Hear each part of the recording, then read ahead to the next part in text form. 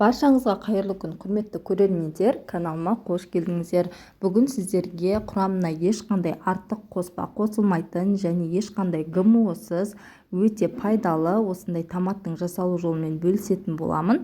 Дүкеннен сатып алғанша сіз де осылай қолдан жасап қысқа сақтап көріңіз. Алдымен бізге қызанақтар қажет болады. Барлығын дерлік ағынды суда тап-таза етіп жуып шайып аламыз. Бізге барынша етті қызанақтың болғандығы дұрыс. Бұл жерде 4 килограмм қызанақ бар. Осының барлығын дерлік осы видеода көріп тұрғандарыңыздай етіп жақсылап кесіп турап аламыз. Бізге қажет емес жерлерін алып тастаймыз. Турап болғаннан кейін барлығын кеңдеу сырлы ыдысқа салып, газдың астын кішкене қосып қоямыз. Бізде газдың асты баяу тұру қажет. 5-10 минуттан кейін қызанақтың өзінің бойындағы шырыны шыға бастайды. Әрбір 5-10 минут сайын осылайша араластырып тұрамыз. Ешқандай да артық су қоспаймыз. Бетін жауып, жарты сағат уақыт қайнатамыз. Міне жарты сағаттың ішінде осындай өте көп мөлшерде су шығып бастады. Енді осы бір қайнап шыққан қызанақтың суын бөлек сүзіп алатын боламыз. Бізге дәл қазір томат жасауға согы қажет болмайды. Біз тек қана қоюын пайдаланатын боламыз. Барлығын сүзіп алдым. Шараның астына осылай кез келген затты қойып, бір жағын көтеріп қоятын болсақ, бойындағы тағы артық сулары шығады. Соның барлығын дерлік бөлек ыдысымызға құйып аламыз.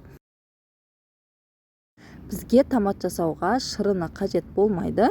Видеода көріп тұрғандарыңыздай шырынын қалдырмай барлығын бөлек ыдысқа жинап алдым. Бізде осындай көлемде согы шықты. Бұны біз тастамаймыз, өз қажетімізге жарататын боламыз.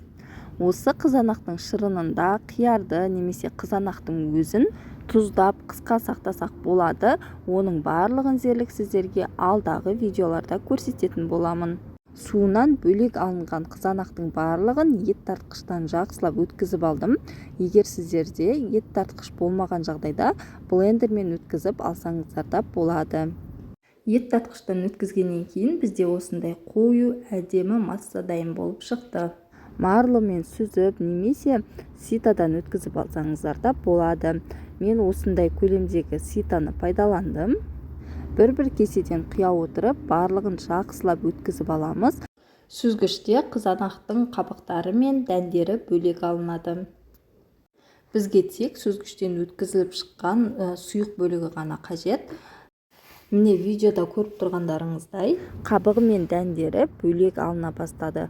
Бұл бөлігі бізге қажет емес. Бұны біз тастайтын боламыз. Сүзгіштен өткізілгеннен кейін бізде осындай әдемі қып-қызыл қою сұйықтық пайда болады. Барлығын өткізгеннен кейін менде осындай көлемде шықты. Енді барлығын осы қазанымен қайнатып алатын боламын. Бір қайнағанға дейін оттың астын қатты етіп қойып аламыз. Бір қайнап шыққаннан кейін оттың астын өте баяу етіп қойып, 2-3 сағат уақыт қайнатамыз. Арасында осылай қозғап тұру қажет болады.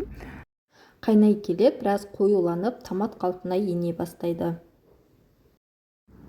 Қайнап жатқан кезінде мен бір ас қасықпен толтырып, қантпен бір ас қасық тұзды қосып, тағы бір жақсылап араластырдым. Біз тек осы қант пен тұзды ғана қосатын боламыз.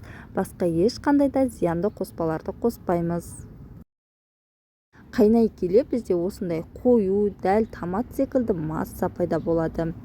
Енді банкымызды жақсылап стерилдеп алып, барлығын дерлік құйып шығамыз. Құйып болғаннан соң банкының аузын жақсылап жауып, салқындау жерге қойып қоямыз. Дәл осы қалпында қысқа сақтап, тамаққа томат ретінде қосып жесеңіздер өте әдемі болады. Ең бастысы құрамында ешқандай ГМО, ешқандай зиянды заттары жоқ. біздің томатымыз ыстық күйінде кішкене сұйықтау болады, ал кейін суығаннан кейін қоюланып өз қалпына ене бастайды. Қалған бөлігін мен тарелкаға құйып қойдым. Суығаннан кейін міне видеода көріп тұрғандарыңыздай қоюлана түсті. Видео сіздерге пайдалы болды деген ойдамын. Подписаться батырмасын басып, каналыма тіркеліп, лайк басып кетуді ұмытпаңыздар. Алдағы уақытта сіздермен қысқа сақтауға арналған түрлі салаттардың рецебімен бөлісетін боламын. Қызанақтың қалып қойған шырынында қызанақты және қиярды қалай тұздау тәсілін көрсетемін.